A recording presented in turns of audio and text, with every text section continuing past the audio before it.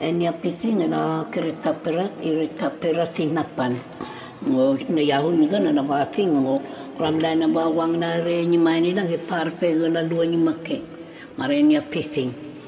Ini na ke chene kana te kana zo ka ise me mine na wafe o Yesu wafe o Yesu lai toya me tote na ke me fine o ne na sasa ke te na upinito me tote te sama pingone ngina pani pile panai te sama ke te na upinito ngine te te ne ngone ngina piwe si